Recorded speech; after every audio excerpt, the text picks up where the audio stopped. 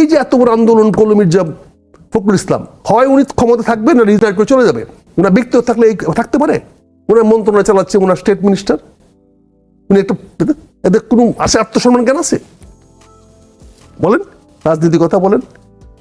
কাজে ম্যাডামকে কেউ সাপোর্ট করে না, এটা ম্যাডাম তাদের একটা প্রতিনিধি হিসেবে রাখছে। ম্যাডামের কাজ আমরা দেখছি তো। সেক্ষেত্রে তো আজিজ ভাইয়ের কথা 50-50। এই তারেক রহমান সাহেবকে তারেক রহমান সাহেবকে যেতে চান নাই, না তারেক রহমান সাহেবকে যখন তার গায়ে হাত দিল, জেনারেল শওকতকে বলছি, তৎকালীন সময়ে আমাদের মেজর জেনারেল ছিল, জেনারেল মাহবুবকে বলছি যে প্লিজ চিফকে বলেন তার গায়ে হাত না তুলতে। একটা লোক টেলিফোন করে নাই, একটা লোককে তো টেলিফোন করাতে পারি নাই যে তারেক রহমানের গায়ে হাত তুলবে না। বড় বড় কথা বলেন, বড় বড় জেনারেলগিরি দেখান। রিকোয়েস্ট করেছি। তারপরে আমি বাড়িকে বলছি, বাড়ি দিস দ্য লাস্ট টাইম, এরপরে যদি শুনি তোমার অফিসাররা করছে তাহলে কিন্তু কি করবো আমি জানি না। তো এই যে এখন মাননীয় প্রধানমন্ত্রী যে প্রতিশোধের রাস্তায় যান নাই, আপনি এটাকে কি মনে করেন? আমি এটাকে অনেক ভালো মনে করি, আমি সম্মান করি। Because a to be not to be, এই প্রতিশোধের শেষ নাই। তারেক রহমান সাহেব যে প্রতিশোধ না নেওয়ার দিয়েছে, আমি ওনাকে 100 সম্মান করি, শ্রদ্ধা করি। Very good decision, super decisions. কারণ এতে কত হবে আর কত চলবেন, কত আর কত আমরা দেখছি তো। এই যে আজকে মেজর হাফিজ স্পিকার, আমি দায়িত্ব নিয়ে বলছি, এই মেজর হাফিজকে মহাসচিব হয় নাই বিএনপির? সংস্কারবাদী বিএনপির হয় নাই? হয়েছে। এই উনি কি অফিস দখল করতে যায় নাই? মান্নান ভূঁইয়ার সাথে হয়েছে। আমি কি যাই নাই সে অফিসে গিয়া ভাঙার জন্য? আমি দাঁড়াই করি নাই? অস্বীকার করতে পারে। আপনি তাহলে এখন দলে নাই কেন? আমি দলে নাই এই জন্য যে তারেক রহমান সাহেবের সঙ্গে তর্ক করতে হবে। বিকজ আমি এখনো মনে করি আমি তারেক রহমান সাহেবের চেয়ে বেশি বুঝি। আপনি তো মনে করেন? আমি এখনো মনে করি আমি বেশি বুঝি। এটা আমার অসুবিধা, বয়সের কারণে হতো। আমার হেতু আমার সমস্যা হতে পারে, আমি সরে আসছি। আপনি আমাকে প্রথম বলছেন জামাতের নেতা, আমি প্রতিবাদ করতে চেয়েছিলাম, করি নাই, করে আপনি অবদ্ধ দেখা যাবে। আমি যেমন নেতা, আমি জামাতের একজন সহযোগী সদস্য, নেতা হওয়ার কোনো খায়স নাই। কিন্তু আমার পরিচয় ধরে রাখার জন্য, আপনার অস্তিত্ব যেরকম, তাতে আপনাকে মানুষ নেতাই মনে করবে। না, নেতা মানুষ মনে করবে। আমি জামাতের নেতা হওয়ার একটা বৃহৎ দলের নেতা ছিল না, আমি জামাতের নেতা হতে পারি নাই, হবো না, কারণ আমি ওই কর্মী। কারণ আমার একটা পরিচয় দরকার, আমার একটা পরিচয় দরকার, সেটা আছে। কিন্তু কথা হচ্ছে, আমি যে বললাম যে আজকে তো দুর্ভাগ্য সময় বললাম যে তারেক রহমান সাহেবের অধীনে আমি থাকতে পারবো না। কেন থাকতে পারবো না? যে আমি এখনো মনে করি ওনাকে, ওনার চেয়ে আমি সব বিষয়ে বেশি বুঝি। সরি, ইট মে বি আমার অডাসিটি হতে পারে, এটা আমার হয়তো বেয়াদবি হবে না, কারণ আমার বয়সের ছোট। এই সবই তো ব্যক্তিগত ধারণা, এটা নিয়ে আসলে তর্কের কিছু নাই। না, তো ধারণা আমি মনে করি, কারণ আমি সেখানে থাকি নাই, আমি সেখানে চলে আসছি। তার মানে আপনি সংঘাত, ব্যক্তিত্বের যে সংঘাত, সেটি এড়াতে চেয়েছেন? অবশ্যই। আমি কেন যাবো? আমি প্রধানমন্ত্রীর জন্য বিব্রতকর অবস্থা কেন তৈরি করবো? আমি ওনাকে সম্মান আপনি তার দল ছেড়ে চলে গেছেন, তাতে উনি বিব্রত হবেন না? একটা দল তো অভিযোগ দেওয়া যায়নি, আমি তো কোনো ওনার বিরুদ্ধে কোনো অভিযোগ দেওয়া যায়নি। আমি বলেছি যে আমার এখানে, কারণ আমি একটু বেটার আদর্শে যেতে চাই। আমি কম্পারেটিভ আদর্শ মনে করি যে বিএনপির চেয়ে জামাতের আদর্শ বেটার। এখানে ওখানে ভালো মানুষের বেশি সংখ্যা। যেমন আমাকে এখন প্রায় নামাজ পড়তে হয়, আমি জামাতের অফিসে গেলে যতক্ষণ থাকি সব ওয়াক্তে নামাজ পড়তে হয়। কিন্তু বিএনপিতে এত বছর ছিলাম, কিন্তু নামাজে যাওয়ার প্রয়োজনীয়তা বোধ করি নাই। তো এই যে একটা পরিবেশ, এই পরিবেশটার কারণে কি হয়েছে মনে করি আমি, এটা যার যে রাজনৈতিক পটভূমিকা আছে, কথাগুলো তুলাইলেন, আমি বললাম ভাই আমরা দেখেছি তো বেগম খালেদা জিয়াকে তার বাড়ির সামনে তার ছেলেকে অ্যারেস্ট করার জন্য, কোকো সাহেবকে অ্যারেস্ট করার জন্য, এই ব্রিগেডিয়ার সাহেব, এখন নাম বলবো না, আমি বেঁচে আছে, আমাকে বলছে আক্তার তুমি বলো এই বাড়ির ভিতরে ক্রিমিনাল ঢুকছে, দুষ্কৃতিকারী ঢুকছে, একজন সন্ত্রাসী ঢুকছে, তাকে বের করে দিয়ে বলো। আমি বললাম ব্রিগেডিয়ার স্যার আপনি কি বলেন, জেনারেল জিয়ার ছেলে সন্ত্রাসী? কোয়েশ্চেন আমি জানি না। এই ব্রিগেড এখনো বাঁচে আছে, ডিপিএস ছিল। আমি বলছি এই ম্যাডামকে বের করে নিয়ে এসে আমি রাস্তায় দাঁড়ায় কাদের কল্লোলকে দিয়ে ইন্টারভিউ দেওয়াইছি, বিবিসি কাদের কল্লোল দেওয়া, আমাকে বাড়ি থেকে বের করে দিচ্ছে। অথচ এই মধুদের প্ররোচনায় উনি বাড়িটা হারিয়েছেন। এই বিষয়ে আপনার কাছ থেকে আমরা জিজ্ঞেস করবো। যারা এম এ আজিজ, আমরা একটু ভিন্ন প্রসঙ্গে যাই। আমরা দেখেছি আজকে অর্থমন্ত্রী বলেছেন মুজিব বর্ষ উদযাপনে 983,91,00,00,000 টাকা খরচ হয়েছে। তো এইটা কি কোনো তদন্ত হবে কিনা, অথবা এটা দুর্নীতি হিসাবে বলা হবে কিনা, এরকম কিছু আসে না? একটা প্রশ্নের উত্তরে তিনি বলেছেন যে টাকাটা খরচ হয়েছে। এটাও to be not to be, কারণ ইউনুসের সহ উপদেষ্টাদের বিরুদ্ধে দুদকে অভিযোগ আছে না, তদন্ত হচ্ছে না তো। সুতরাং কোনটা তদন্ত হবে কোনটা তদন্ত হবে না এটা তো বলা মুশকিল। এটাও to be not to be. হ্যাঁ, আপনি আজকের অনুষ্ঠানের যে টপিক সেটা নিয়ে আপনি বেশ রসিকতা করতে পেরেছেন। নাহিদ ইসলাম বলেছেন যে দোষ দিয়ে লাভ নাই, সরকার পারছে না। এটা তিনি বলেছেন যে ত্রাণ সংক্রান্ত বিষয়ে, যে চট্টগ্রামে এক ধরনের পানিবন্দিত্ব তৈরি হয়েছে, সেখানে তিনি গিয়েছেন এবং ত্রাণ বিতরণের সময় তিনি এই কথা বলেছেন। আপনার কি মনে হয় যে সরকার পারছে না? না, এটা সরকার তো আছে, পারছে না এটাও বলবো না। ধরেন তারেক রহমানের স্টাইল ভিন্ন, ধরেন সরকারের ধরেন এই যে সিগন্যাল, ট্রাফিক সিগন্যালে এআই লাগাই দিছে, কাউকে বলে ঘোষণা দিয়ে করছে। এখন গাড়ি চলতে দেখা যাচ্ছে গাড়ি থেমে থাকে। হ্যাঁ, তো এটা তো চলছে। তারপর কিউআর কোড, এটা একটা মজার ব্যাপার আছে, এটা আমি আপনাকে একটু বলি। যে লেক রোড, যেটা মানে জিয়া উদ্যানের পাশ দিয়ে যে রাস্তাটা গিয়েছে, সেখানে 40 কিলোমিটার হচ্ছে উচ্চ সীমা। ঢাকার ব্যাটারি রিক্সা 50 কিলোমিটারে চলে, ওই রাস্তা দিয়ে অবশ্য ব্যাটারি রিক্সা চলে না। আমি ইউরোপে যাইতে হয় যে বনশ্রী যাওয়ার সময় ব্যাটারি চালিত তো উল্টা আসতেছে, সোজা যাচ্ছে। হ্যাঁ, তো তারা তো এআই তো ধরা পড়ে না, এআই তো ব্যাটারি রিক্সা চিনে না। না, ওটা চেনে না। কিন্তু আমার কথা হচ্ছে রেগুলার যে গাড়িগুলো তো থেমে থাকতেছে, ড্রাইভার ওই এআই দেখে, এবং অত্যন্ত কষ্ট করে 40-এ চালাতে হয়, কারণ সেকেন্ড গিয়ারে 40-এ চলে, এরপর তো চলতেছে। অনেক তারপরে কষ্ট ধরেন করতে হয়। আক্তার ভাই বই লিখছে, বইয়ের এখন এটা তো কাজ হইতেছে যে কিউআর কোড অলরেডি চালু করছে। ক্যাশলেস সোসাইটি যদি হয়, এই দেশে তো দুর্নীতি মহামারী, তো দুর্নীতিটা যদি আপনার মনে হয় সরকার পারছে? একটু ধীরে ধীরে পারছে, এই তো ধীরে ধীরে পারছে। এইবার অন্য একটা প্রসঙ্গে যাই, এটা নিয়ে আমরা একটু পরে আরো আলোচনা করব। জনাব ফরাসউদ্দিন, তিনি অধ্যাপক এবং একসময় বাংলাদেশ ব্যাংকের গভর্নরও ছিলেন, দীর্ঘ তার একটা ইতিহাস আছে। তিনি বলেছেন তত্ত্বাবধায়ক সরকার একটি আমলাতান্ত্রিক অব্যবস্থা, এবং তিনি বলেছেন যে রাজনীতিবিদরা এই ব্যবস্থার মাধ্যমে নিজেদের উপর নিজেরাই অনাস্থা প্রকাশ করছেন, যা মোটেও ভালো কথা না। এটা তো এক ধরনের যৌক্তিক কথা যে রাজনীতিবিদরা আসলে বিশ্বাস করেন না যে তাদের কলিগরা তাদের হাতে স্বাভাবিকভাবে ক্ষমতা হস্তান্তর করবে। তত্ত্বাবধায়ক সরকারে আমলা ফেরেস্তা 5টা আইনে দেওয়া লাগবে। ওনারা রাজনীতিবিদ, ওনারা ইলেকশন করতে পারে। ফরাসউদ্দিন সাহেব নিজেও তো আমলা ছিলেন, উনি তো বিরোধিতা করেছেন। না, বিরোধিতা, উনি বুদ্ধিজীবী হিসেবে কথা বলছে। আমি তো মনে করি, আপনি দেখেন ইলেকশন কমিশন এবং তত্ত্বাবধায়ক সরকার আমলা ছাড়া চোখে দেখেন নাকি? আমি তো রিপোর্টার্স ইউনিটির election commission chairman. Election reporters ইউনিটিতে প্রায় 2,500। কেন হয় বলেন তো? মানে রিটায়ার্ড ব্যুরোক্র্যাট অথবা সিটিং ব্যুরোক্র্যাট তারাই গিয়ে এই পজিশন। না, এটা কোটাই আছে। আপনার রিটায়ার্ড ব্রিগেডিয়ার জেনারেল একজন নিবে, ডিস্ট্রিক্ট জাজ একটা মহিলা নিবে, হ্যাঁ, আর বাকি ব্যুরোক্র্যাট নিয়ে ইলেকশন কমিশন করবে, তত্ত্বাবধায়ক সরকার তাই বানাবে। বাইরে ইলেকশন করতে কি সততাটা ফার্স্ট দরকার, অ্যাসার্ট করতে হবে, ইন্টিগ্রিটি দরকার। আপনার আরপিওতে তো সব লেখাই আছে, ইমপ্লিমেন্ট করেন। এখানে খালি ব্যুরোক্র্যাট লাগবে কেন? ব্যুরোক্র্যাট তো অধিকাংশই দুর্নীতিবাজ। আগে প্রত্যেকটা জায়গায় আমাদের দেশে সৎ লোকের অভাব, সৎ লোকটা আগে দরকার, এবং কমিটমেন্ট দরকার। চেয়ারে যিনি বসবেন, চেয়ারের যে উদ্দেশ্য বাস্তবায়ন করার ব্যাপারে দৃঢ় থাকতে হবে। কিন্তু এটা তো উনি ফরাসউদ্দিন সাহেব ঠিক বলছেন। ভাই ঠিক উনি কিন্তু একটা মোটিভেটের কথা বলেছেন। সরি, আমি ইন্টারাপ্ট করলাম। উনি কিন্তু ওনার রুটকে সার্ভ করতে গেছেন, যেহেতু Awami League not in favour of. আমরা অনেকেই ঢাকা শহরে থাকি, এবং ঢাকা এখন বাংলাদেশের সবচেয়ে বড় নগরীতে পরিণত হয়েছে, জনসংখ্যার দিক থেকেও এবং দুর্ভোগের দিক থেকেও। বৃষ্টিতে 175 মিলিমিটার বৃষ্টি হয়েছে নাকি এই গত 24 ঘন্টা, এবং এর মধ্যে জলাবদ্ধতা তৈরি হয়েছে, এবং এটি নিয়ে খুবই সমালোচনা চলছে। কিন্তু ঢাকা দক্ষিণের মেয়র কিন্তু বলেছেন যে ঢাকার আউটলেট নাই, অর্থাৎ ঢাকা থেকে পানি বের হওয়ার যে রাস্তা, সেগুলি অধিকাংশ বন্ধ হয়ে গিয়েছে, অথবা সেগুলি নানান কারণে নষ্ট হয়ে গেছে। এবং তিনি এটাও বলেছেন যে কিছুতেই ড্রেন পরিষ্কার রাখা যায় না, কারণ ঢাকার লোকেরা ইচ্ছা মতো ময়লা ফেলে। কিন্তু সমালোচনা তো বন্ধ করা যাচ্ছে না, কেননা মানুষ ধরেই নিয়েছে বৃষ্টি হলে পানি জমবে, এটা ঠিক না। তো আপনার কি মনে হয় যে আসলে এই ঢাকা নগরী কি নতুন কোনোভাবে দেখা উচিত? দেখেন, আমি যেটা বলতে চাচ্ছি, এই জন্য রেকলেস অ্যান্ড ইরেসপন্সিবল স্টেটমেন্ট যখন প্রশাসকরা দেয়, তখনই কিন্তু সমস্যাগুলো সৃষ্টি হয়। কিন্তু মানুষ তো ময়লা ফেলে। শুনেন, এগুলো তো ব্যাপার না। 175 মিটার রেইনফল ইজ নট স্বাভাবিক। এটা শত ড্রেন থাকলেও পানি এখানে জমবে ফর ফিউ আওয়ার্স, এটা ওনারা বলেছেন যে এত বৃষ্টিতে তো জমবে।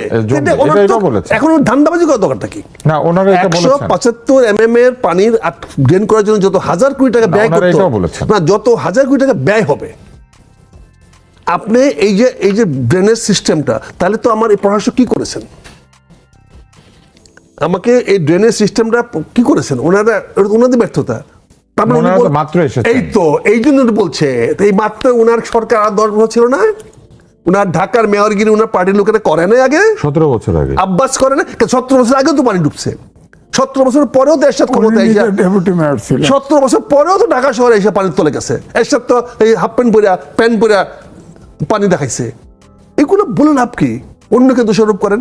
অন্য দোষারোপ করে কারা? ডগ বার্গস, শুনেন, ডগ বার্গস অন আদার ডগ বার্গস। না, কিন্তু এটা তো ঠিক যে আমরা আমাদের ঢাকা শহরে নাগরিক দায়িত্ব পালন করি। আমরা নাগরিক দায়িত্ব এর চেয়ে ভালো কি পালন করবেন? ওরা তো নাগরিক দোষারোপ করেন না। ঢাকা শহরের ল্যান্ডলেস পিপুল 35%, আর তার মধ্যে 14% হলো যার ঘরই নেই, বিছনাই নেই, যে রাস্তায়, ফুটপাতে, দোকানে, ছাদে বিন্দু ঘুমায়। এই হিসাব নিয়েছেন আপনি? এই ঢাকা শহর বানাইছেন আপনি? এই ঢাকা শহর সারা বাংলাদেশের এই যেটা বলে আমেরিকাতে অড জব বলে, ক্ষুদ্র কাজের একমাত্র জায়গা, যেখানে ডেলি কাজ করে ডেলি সংস্থান হবে, তার বাসস্থান হবে না, তার চিকিৎসা হবে না। কিন্তু ঢাকা শহরে শুধু বেঁচে থাকার জন্য প্রায় 14% এই পরিস্থিতি টিকিয়ে রেখে আমরা কি করে এই শহরকে ঠিক করব?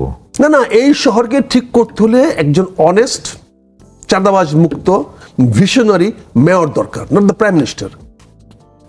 আমাদের কোনো মন্ত্রী ভিশনারি ঢাকাকে না। 2 ভাগ করে দেওয়া হয়েছে, আমাদের 2জন মেয়র লাগে, কিন্তু ঢাকা তো একটি যুক্ত নগরী। এই পাশের ময়লা ওই পাশে যায়, ওই পাশের পানি এই পাশে আসে। পলিটিক্যাল ডিসিশন হয়েছে। আপনার ভিশনারি, আমি কি বলছি, আপনি যে কোনো কাজটা করবেন, আপনি যে প্রশ্নটা করতেছেন, আপনি কিন্তু প্রশ্ন ইমিডিয়েট করতেছেন, আপনি কিন্তু আর 2টা প্রশ্ন আর মাথার মধ্যে আছে। এই ভিশনটা নিয়ে আপনি একটা করে প্রশ্ন আগাচ্ছেন। তো ভিশনারি যদি না হয়, আমি ঢাকা মহানগরে সবচেয়ে লোয়েস্ট জায়গাটা ছিল নিম্ন জমুচা বসুন্ধরা সিটি করতে দিয়েছেন। কোন সরকার দেন নাই আপনি? ঢাকা শহরে বসুন্ধরা যে মার্কেটটা বানাইছেন, ওই এলাকার পানি কোথায় যাবে? ওই জায়গা তো ডুবা ছিল, ওখান থেকে পানিটা কলাবাগান লেগে যেত। বনশ্রী আফতাবনগর সেটাও তো ডোবা ছিল, সেটা ডুবা ছিল। বাসাবার পিছনে মুগদা ডোবা ছিল। আপনি এই যে কমলাপুর খাল বন্ধ করে দিচ্ছেন, আমিন বাজার ওটা পুরোটা লোল্যান্ড বন্ধ করে দিচ্ছেন। আপনি ফকিরাপুল থেকে যে পানি বের করে যে রাস্তা ছিল বন্ধ করে দিচ্ছেন। আপনি যে ওটাই ওনারা এই যে বলেছেন, রামপুরা, ওনারা না, এটাই ওনারা বলছে বলেছেন। কেন? সেই বলছে, উনি বলতে হবে যে আমরা এটা করা ভুল হয়েছে। উনি কাকে দায়ী করতে যাচ্ছেন? এই দায়ী করা উনি ছিলেন না ডিপটি মেয়র? উনারা এটা কেন করতে পারেন? উনি যদি জানে এটা কারণ ছিল, তাহলে ইমিডিয়েটলি কত 2 বছর এটা করলো, 6 মাস এটা করলো না, একটা খাল খুব পরিষ্কার করতো। এই যে অন্যকে ব্লেম করা, করেছে, কিন্তু অন্যকে এটা দোষারোপ। অপ্রতুল। ভাই আপনি এদের পক্ষে বলেন না, এর পক্ষে বলছে না। না আপনি বলেন না প্লিজ, কারণ হচ্ছে এদের পক্ষে বললে ধান্দাবাজি হয়ে যায়। না, These are the এরকম কোনো two- কথা নাই। these are the two- ওনারা দেখে নেন, নাই একজন কাউকে তো তার পক্ষে বলতে হবে। টু আনফিট এবং অথর্ব মেয়র দেওয়া হয়েছে, যার কারণে বিএনপি আজকে কলুষিত হচ্ছে, কলঙ্কিত হচ্ছে। আমি এই জন্য তো বলছি যে মাননীয় প্রধানমন্ত্রীর কে ফাংশন করতে by himself, not by advised. আমরা জনাব আজিজ আপনার কাছে আসি। আমরা ফিটনেসের বিষয়ে শুনছিলাম, আমরা সবসময় শুনেছি যে বৈষম্য বিরোধী আন্দোলন, বৈষম্য দূর করা হবে, একটা জনমানুষের জন্য তরুণরা কাজ করবে, কিন্তু সেই তরুণদের মধ্যে থেকে নির্বাচিত সংসদ সদস্য হান্নান মাসুদ তিনি মাঝ নদী থেকে ফেরি ফিরিয়ে এনেছেন। নলচিরা ঘাটের উদ্দেশ্যে ফেরি ছেড়ে যাওয়ার সময় এই ঘটনা তিনি ঘটিয়েছেন, এবং এটা তিনি ঘটিয়েছেন ব্যক্তিগত প্রয়োজনে। তো এই ধরনের একটি কাণ্ড তিনি ঘটালেন। এরা নিরাপদ সড়ক আন্দোলন করছে, সড়ক নিরাপদ হয় নাই। ওনারা বৈষম্য বিরোধী আন্দোলন করেছে, বৈষম্য যায় নাই। হ্যাঁ, ওনারা কোঠা বিরোধী আন্দোলন করেছে, কোঠা যায় ব্যাপারে কিছু বলে নাই, সংসদে বলে না। কিন্তু সংসদে আপনার কি কি জিনিস চায়, মুক্তিযোদ্ধা হইতে চায়, কয় না আমার বাপ ফ্যামিলিতে 12 জন মুক্তিযোদ্ধা ছিল, তার বাপ মা পূর্বাচার হয়েছে। এখন ধরেন সালাউদ্দিন আহমেদের এলাকায় বাড়ি, উনি পাওয়ারফুল একজন নেতা আছে, তার জায়গায় তো ফেরি ফিরে না আসলে যোগ্যতা কি প্রমাণ হবে? হ্যাঁ, যোগ্যতা প্রমাণ করছে। আমি তো দেখছি যে আমার আরিচা নগরবাড়ি ফেরিতে এক অফিসার, তার জন্য ফেরি দাঁড়ায় রয়েছে আধা ঘন্টা। এখন সমাজে তো আপনার এরকম পাওয়ারফুল ব্যক্তিরাই চালাচ্ছে। এখন যে আলোচনা তো করতেছি এই কারণেই যে যার ক্ষমতা আছে সেই পারে। ঢাকা শহর আপনি কি করে, ঢাকা শহর এখন যে জায়গায় হয়েছে, এই পরশুদিন রিপোর্ট ছিল, ঢাকা শহর এখন বসবাসের অনুপযুক্ত শহর।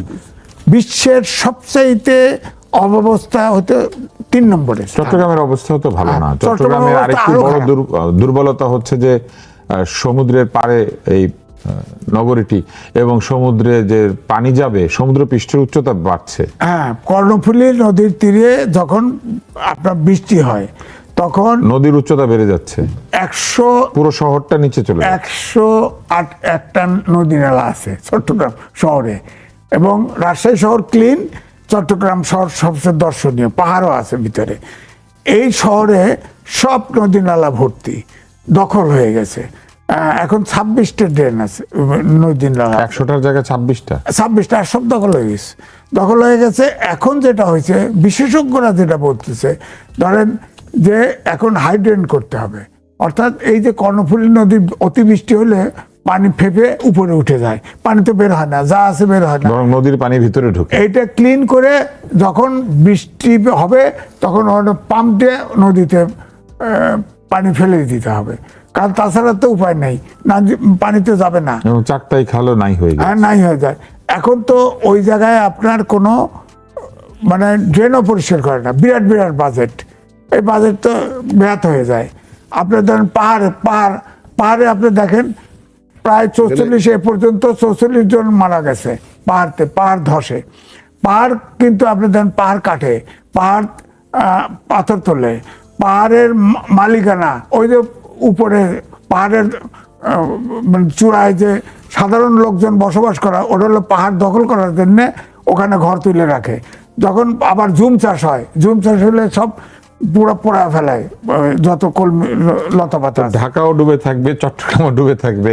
না, এখানে একটা জিনিস আজিজ ভাই, এটা একটা কম্প্রিহেন্সিভ প্ল্যান করতে হবে। ঢাকা শহর যদি করতে চান আজিজ ভাই, তাহলে যতটা সম্ভব সিএস রেকর্ডও করে। আজিজ ভাই, এগুলো নিয়ে আমরা বলি, কিন্তু দেখেন একটা গুড এক্সাম্পল তো এখানে আছে। 300 ফিট রাস্তার পাশে জোর করে একটা খাল কাটানো হয়েছে না? হ্যাঁ, খালটা তো করা হয়েছে, সরকার তো করতে পারছে। তো এই গুড এক্সাম্পলটা তো আমরা স্বীকার করতেছি না। এখন এখানে বসুন্ধরা শহরটাকে আরো অন্তত 1.5 থেকে 2 ফিট হাইটে উঁচা করা দরকার ছিল, করি নাই আমরা। তাহলে এটার জন্য কি করতে হবে আমাদেরকে? বসুন্ধরা সিটিকে বলতে হবে সকল গ্রাউন্ড ফ্লোরকে তুমি না কনভার্ট ইন্টু গ্যারেজ, ইজি করতে পারেন, দরকার নেই ফ্লোরটা গ্যারেজ করো, আর তোমার গ্যারেজটা 2 ফিট হাইট করো, এই অর্ডারটা দিলেই হয়ে যায়। এটা জন্য বড় করে পরিক্রমা করার দরকার নাই, নাসার থেকে ইনস্ট্যান্টেশনের দরকার নাই। রাস্তা তো ডুবে থাকবে। না, ডুবে থাকবে না, ওই যে 2 ফিট রেস করবে, রোডও 2 ফিট রেস হয়ে যাবে। বিকজ আপনি যে 10 ফিট হাইটের যে ফ্লোরটা আছে, ফার্স্ট ফ্লোরটা, তার সঙ্গে তো 1.5 ফিট আবার গ্রাউন্ড লেভেল আছে। আপনি বলে দেন যে বসুন্ধরাতে কোনো ground floor residential purpose use করা যাবে না, make it open or garage, car parking করেন। তাহলে আবার ওখানে 2 ফিট হাইট বাড়ান, 2 ফিট হাইট বাড়ান, সঙ্গে রোডের হাইট বাড়বে, so you problem is solve. এবং অটোমেটিক খালে পানিটা গিয়ে আপনার খালে পড়বে, যে খালটা কাটানো হয়েছে, যে 2টা খাল কাটানো হয়েছে। তা বসুন্ধরা সিটির ওয়াটার লগ ইনটা আপনি within 6 month you can complete it, আগে বর্ষার আগে করতে পারেন। কিন্তু এটা তো পরিকল্পনা করা দরকার না, আপনি বলে দিলাম আছে এখানে দিয়ে দিলাম। আপনার ঢাকা শহরের চারপাশে 4টা নদী আছে, সেই নদীগুলি তো বেদখল। সেই নদীগুলাকে বেদখল কেন হচ্ছে? আপনি খনন করে এটাকে ডিপ করে 2 পাশে এম্বাঙ্কমেন্ট করে আপনার টাকা খরচ করতে হবে। তো আপনি দুর্নীতিবাজ হবেন, আপনি টাকা খরচ করার আগে বন্ধুকে ডেকে বলবেন আমার কত 50 দিবে, তাহলে হবে? আপনি কেন স্থানীয় সরকারের সিনিয়র মন্ত্রী থাকার পরেও আপনার বন্ধুকে একটা ওনার আন্ডারে স্টেট মিনিস্টার দিবেন? কেন ওনাকে মালাইন করতেছেন? না, সে তো বন্ধু না, জীবনে তারেক রহমান দেশে যায় নাই তো, বন্ধু না তো তাহলে সে কোন ইউনিভার্সিটির চেয়ারম্যান কি যে করে? কোনো কারণেই হোক, যে কোনো কারণে হোক, আমরা তার আগেই চেয়ারম্যান হয়েছে। তাহলে মহাসচিবের এখানে চ্যালেঞ্জ করে সে কেমন দাঁড়ায়? এই তর্কটা আমরা বিরতির পরে আমরা মহাসচিবের মন্ত্রণালয়ে সে সেকেন্ড ম্যান হয়ে কি করে মহাসচিব বাইপাস? আমরা বন্যা শিশুরা হামের প্রাদুর্ভাবে এখনো নিহত হচ্ছেন, মানে মৃত্যুবরণ করছেন, কিন্তু একই সাথে আমরা দেখতে পাচ্ছি বন্যা এবং ভূমিধস নতুন উপসর্গ হিসেবে দেখা দিয়েছে, বিশেষ করে ভূমিধস। এরই মধ্যে 10,22,000 লোক পানিবন্দী হয়েছেন, এরকম একটি রিপোর্ট এসেছে, এবং বলা হচ্ছে যে 51 জন নিহত হয়েছেন, এই বন্যা এবং ভূমিধসে, এবং 39 জন আহত অবস্থায় আছেন। সংখ্যা কম বেশি হতে পারে, কিন্তু বিষয়টা তো আসলে বেশ চিন্তা করার মতো। এমএআজ, আপনার কি মনে হয় যে এরকম একটি অবস্থায় আরেকটি অর্থনৈতিক দুর্ভোগ আমাদের সামনে আসতে যাচ্ছে? কেননা বন্যা তো শুধু এটাই করে না, ফসলের ক্ষতি করে, জানমালের ক্ষতি করে, গবাদি পশুর ক্ষতি করে। চেরাপুঞ্জিতে বোধহয় বৃষ্টি সবচেয়ে বেশি হয়, তিস্তা দিয়ে পানি আসে, আপনার গঙ্গা দিয়ে পানি আসে। তো বৃষ্টির সময়ে এই দেশে বন্যা হবে, কিন্তু বন্যায় আমাদের দেশের নদীগুলো সব শুকিয়ে গেছে, ড্রেন আউট হতে পারে না নদী, এইটা হলো সমস্যা। কারণ আন্তর্জাতিক যে রিভারগুলি, এই রিভারগুলি অনেক বড় বড় নদী সব বাদ দিয়ে আটকায় দিচ্ছে ভারত, যার ফলে বর্ষাকালে তারা ওপেন রাখে, যেমন গবেলডোজায় ওপেন আছে, ফারাক্কা ওপেন আছে, পানি আসতেছে, ডুবতেছি, আমাদের নদীর নাব্যতা নাই। এই কারণে এই এই সিলটেশন নদীগুলো ভরে গেছে। এই জন্য এখন ধরেন ভারত তো 40টা রিভার লিঙ্কিং প্রজেক্ট করতেছে। এই প্রজেক্ট করার পরে ওর ভিতরে তিস্তাও আছে, ওটার ভিতরে গঙ্গাও আছে, তো তাহলে তো এক ফোঁটা পানি পাবো না। সুতরাং এই জন্য আমি মনে করব যে এই যে তিস্তা যে মাল্টিপারপাস ব্যারেজ করার চেষ্টা হচ্ছে, পদ্মা ব্যারেজ করার চেষ্টা হচ্ছে, মাল্টিপারপাস, এটা ছাড়া তো উপায় নাই, পানি ধরে রাখা ছাড়া কোনো উপায় নেই। এবং আমাদের নদীর নাব্যতা বাড়াতে হবে, তাছাড়া এটা হতেই থাকবে, বর্ষাকালে এটা হবেই, এটা কিছু করার নেই আমাদের। এখন একমাত্র বন্ধু দেশ ভারত, তাদের সাথে এটা কথা বলতে হবে। কারণ আন্তর্জাতিক নদী তো হেলসিঙ্কি আইন আছে, জাতীয় সংঘের সনদ আছে, এগুলো অনুস্বাক্ষরকারী বাংলাদেশ, ভারত কেন আইন মানে না? নেপালেরটা পারে, পাকিস্তানের সাথে বর্ডার আছে, ওখানে গুলি করে একটা লোক মারে না। আমাদের এখানে 200 কিলোমিটার দূর থেকে গরু আসে, বর্ডার আসলে গরু চোর, গুলি করে মারি ফেলে। এগুলো তো সমাধান করতে হবে। এখন ধরেন এখন যে পুশিন করা হচ্ছে, তো এটা আমার মনে হয় একটা প্রদেশের মুখ্যমন্ত্রী বলতেছে, এটা কেন্দ্রীয় সরকারের সাথে আমাদের সরকার আলোচনা করুক। আমি শুনলাম যে আজকে বলল যে আলোচনা হচ্ছে নাকি, আলোচনা হোক, বন্ধু দেশ, আমরা তো গোলমাল চাই না। আমাদেরকে তো বাংলাদেশ দরকার, বাংলাদেশের সাথেও আমাদের দরকার, কিন্তু ভারতের সাথে সমস্যা একটাই, ধরেন 28টা প্রদেশ আছে, 8টা আছে কেন্দ্রীয় শাসিত সরকার। আমাদের কেন্দ্রীয় শাসিত দেশ বানাইতে চাইলে তো আমরা মানবো না, এটা স্বাধীন দেশ, স্বাধীন দেশ। আমার কথা হলো আমরা ছোট দেশ, আমি তো গেছি আগরতলা গেছি, আসামে গেছি, আমাদের কিছু পণ্য আছে কোম্পানির, হটকেক ওখানে যেতে দেয় না, ডাম্পিং, অ্যান্টি ডাম্পিং। এই যে অন্তর্বর্তীকালীন সরকারের সময় যতগুলো নিষেধাজ্ঞা জারি করছিল সবগুলো অটুট আছে। দি হিন্দু রিপোর্ট লিখেছে যে আমাদের সাথে, হিন্দু কিন্তু পরামর্শ নিউজ দিয়েছে, ভালো নিউজ দিয়েছে, যে আমাদের সাথে যেসব জায়গায় বৈষম্য আছে, যেসব জায়গায় টানাপোড়েন আছে, সেই সবগুলো আলোচনা করে সমাধান করা উচিত। আমি তো মনে করি তাই করা উচিত। আর কেন্দ্রের সাথে কেন্দ্রীয় আলোচনা করা উচিত, করে এইসব সময় পানি টানি এগুলো সমাধান করুক। আমার ধরেন গজলডোবায় আপনি চেরাপুঞ্জির থেকে পানি আসে, আপনি তো উপরে তো 5-6টা বাদ দিয়ে দিছে, বিদ্যুৎ প্রকল্প করছে, ওখানে পানি তুলে নেয়। গজলডোবায় আগে বলতো মমতা পানি দেয় না, আরে মমতাই তো পানি হয় না, গ্রীষ্মকালে তো গজলডোবায় পানিই থাকে না, হ্যাঁ, পানি পাবেন কোথায়? তো এই যে বর্ষাকালে পানি ছেড়ে দেয়, তো এই জন্য পানি ছেড়ে দেয়, আমাদের তো স্টোর করার। বর্ষাকালে তো পানি না ছেড়ে উপায় নাই, কারণ বাঁধ তো তৈরি হয় শুষ্ক মৌসুমের জন্য, শুষ্ক মৌসুমের জন্য পানি আটকে রাখে। কিন্তু বর্ষাকালে যখন অনেক পানি, তখন তো আটকে রাখতে গেলে সবই প্লাবিত হবে, সেই জন্য তারা ছেড়ে দেয়। আন্তর্জাতিক নদীর তো পানি আপনি ডাইভার্ট করতে পারেন না, ছেড়ে দেন, আমার তো ব্যারেজ করার দরকার নেই। আপনি আন্তর্জাতিক যে নদীগুলা, আমরা ডাউন স্ট্রিমে আছি, আমাদের নদীগুলোর পানি আসতে দেখ, আমাদের তো কিছু দরকার নেই। তাহলে তো আমাদের নদীগুলো শুকায় যেত না। বাংলাদেশের অধিকাংশ নদী তো শুকায় গেছে, যমুনা মারা গেছে, পদ্মা মারা গেছে, আপনি দেখেন ইছামতি মারা গেছে, সবচেয়ে বড় লার্জেস্ট নদী হলো ইছামতি বাংলাদেশের, মারা গেছে, সবই মারা গেছে। তো সুতরাং আপনি, আমার কথা হচ্ছে ভারত আমাদের বন্ধু দেশ, আন্তর্জাতিক নদীর পানি প্রবাহ প্রতিরোধ না করুক। ভারত আমাদের বন্ধু দেশ হিসেবে যারা এমএআজ বলছিলেন, কিন্তু ভারতের সঙ্গে তো ঠিক বন্ধুত্বপূর্ণ আচরণ অন্তর্বর্তী সরকারের সময় করা হয় নাই, এবং এই সরকার তো সেই বোঝাটা মাথায় নিয়ে এসেছেন যে ভারতের সঙ্গে সম্পর্কের একটি অবনতি ঘটিয়ে তারপরে চলে গিয়েছে অন্তর্বর্তী সরকার। এখন অভিন্ন নদী শুধু নয়, অভিন্ন সীমান্ত, বাণিজ্য, নানান সম্পর্ক আছে, প্রতিবেশীর সাথে প্রতিবেশীর যেরকম সম্পর্ক থাকে, তো সেইগুলিকে পুনরুদ্ধার করার জন্য আসলে কি করা যেতে পারে, আপনার পরামর্শ কি? আর এই যে বন্যা পরিস্থিতি, এইটাই বা আমরা কিভাবে মোকাবেলা করব? এটা তো একটা আর্থিক চ্যালেঞ্জ। আজিজ ভাই খুব সুন্দর জিনিসটা বলেছেন, বন্ধু দেশ। বন্ধু যদি দেশ হয় তাহলে এই প্রবলেমগুলো সলভ করা খুব কঠিন ব্যাপার নয়। বন্ধু মানে রেসিপ্রোকাল, ওয়ান সাইড না। আমি যখন আপনাকে বন্ধু বলবো, আপনিও আমাকে বন্ধু বলতে পারেন, কিন্তু সত্য কিন্তু রেসিপ্রোকাল না। শত্রু আমি আপনাকে মনে করতে পারি, আপনি আমার শত্রু নাও মনে করতে পারেন। তা আমাদের অন্তর্বর্তী সরকার কি কারণে, কি প্রয়োজনে ভারতকে শত্রু বানালো আমি জানি না, কিন্তু শত্রু বানানোর দায় দায়িত্বটা তো তার, এটা বহন করতে হচ্ছে বর্তমান সরকারকে। অন্তর্বর্তী সরকার দুইটা বছর টিকতেও পারে নাই, তারা যে আকামটা করে গেছে, তারা শত্রু বানিয়েছে, ভালো কথা, কেন বানে না? এমনকি ক্রিকেট খেলা থেকে শুরু করে এমন কিছু নাই যেখানে তারা করে নাই। বিবাদ করে। এই শত্রু দেশ তো শত্রুর প্রতি শত্রু আচরণে করবে। শত্রুর দেশ গুলি দিয়ে মারবে, বোমা মেরে মারবে, অ্যাটম বোমা দিয়ে মারবে, পারমাণবিক বোমা দিয়ে মারবে, পানি দিয়ে মারবে, সাপোর্টাইজ করে মারবে, এটা তো স্বাভাবিক। ভারত যদি আমি শত্রু ঘোষণা করি ভারতকে, তা ভারতে তো রাইট দিয়ে দিচ্ছে আমাকে মারার, কারণ আমি তাকে শত্রু ডিক্লেয়ার করেছি। শত্রুটা কি? আমি যদি আপনাকে শত্রু ডিক্লেয়ার করি, আমি যদি আপনাকে বলি এখান থেকে বেরোনোর পরে আপনার কাছে খবর আছে, আমাকে এখান থেকে বেরোতে দেবেন আপনি? অথবা আপনি বের হয়ে যাবেন, আমার সত্যি খবর হবে, তাই না? তাহলে কি হবে? তাহলে আপনি এই ডক্টর ইউনূসের মতো একটা বোকামি, আসিফ নজরুলের মতো এরকম, মানে আমি কি বলবো, এটা আপনার যেহেতু অনলাইনে বেশি বলতে চাই না, ওনারা একটা রাষ্ট্রকে শত্রু বানায় গেলেন। এটা কখনো হয়?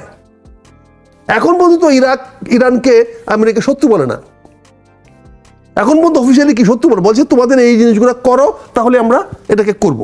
আপনি একটা শত্রু বানায় দিলেন। তাহলে আমি তো ভারতকে অধিকার দিয়ে দিলাম, আমাকে পানিতে মারবে, আমাকে ভাতে মারবে, আমাকে গুলি দিয়ে মারবে, আমাকে অস্ত্র দিয়ে মারবে, আমাকে পারমাণবিক বোমা দিয়ে মারবে, কারণ আমি তার শত্রু। কিন্তু এখন পর্যন্ত মারে নাই, এখন পর্যন্ত পুশিন করায় নাই। বিড়ালের ছানা মতো দেখাচ্ছে, আনছে। ও 1 ঘন্টা ব্যস্ত থাকে, আমাকে 24 ঘন্টা ব্যস্ত রাখে। এই যে ট্যাকটিক্সটা বুঝতে হবে। যে এরা মনে করে ভারত আমার শত্রু, আমি ওদের সঙ্গে নাই, আমি আজিজ ভাইয়ের সঙ্গে। আজিজ ভাই বলেছে ভারত আমার বন্ধু, আমি ভারতকে বন্ধু বানাতে চাই। ভারতকে আমি বলতে চাই যে ঠিক আছে, তোমার এইখানে পানি কম আছে, ঠিক আছে, আমাকে কম দাও। তোমার এই পণ্য আমি কিনবো, আমাকে আসামে পণ্য বেচতে দাও, তুমি রেস্ট্রিকশন উঠায় দাও, আলোচনা করবো। আমি মানে আপনি একটি রেসিপ্রোকাল আদান প্রদান চান। ফ্রেন্ডশিপ তো তাই, আমি আপনাকে ভালোবাসবো আর আপনি কাছে এসে গালে চুমু দিব না, এটা কি হয়? সত্যকে তো দিব না, সত্যকে তো অস্ত্র নিয়ে যাবো, পিস্তল নিয়ে যাবো। তা আমি সত্য ডিক্লেয়ার করবো কেন? চুমো দেন বা না দেন, আলিঙ্গন করেন বা না করেন, কিন্তু বন্ধুর পাশে হাঁটতে অসুবিধা কোথায় আছে? ফলে যারা ভারতকে বন্ধু হিসেবে দেখতে চায়, আমি তাদের সঙ্গে নাই। আমি ভারত প্রেমিক নই, আমি ভারতের পক্ষে নই, আমি ভারতের বিপক্ষে নই, আমি বাংলাদেশের পক্ষে। আমি বাংলাদেশ কোনো রাষ্ট্রকে আমি শত্রু বানাতে চাই না, সকল রাষ্ট্র আমার জন্য বন্ধু, আমি এইটাতে বিশ্বাস করি। আর যে পানির কথা বললেন, আবার নিজের কথা চলে আসে। আমি কিন্তু কয়েক মাস আগে আপনার একটা বই দিয়েছি, একটা আগামী বাংলাদেশ, আমি আজিজ ভাইকে দিয়েছি। বই তো স্পষ্ট লিখে দিয়েছি ঢাকা শহর রক্ষা করার জন্য কি দরকার। ওই বই আরো অনেক কিছু রয়েছে, অর্থনীতি। হ্যাঁ, ঢাকা শহরকে রক্ষা করার জন্য কি দরকার, তা আমি তো 5 মাস আগে দিতে পারছি। যারা মেয়র হয়েছে তারা দিতে পারে না কেন? তাহলে আপনি আরো 2টা বই তাদেরকে পাঠিয়ে দিবেন, এটা আমরা আশা করছি। আজকের মতো এখানে অনুষ্ঠান শেষ করতে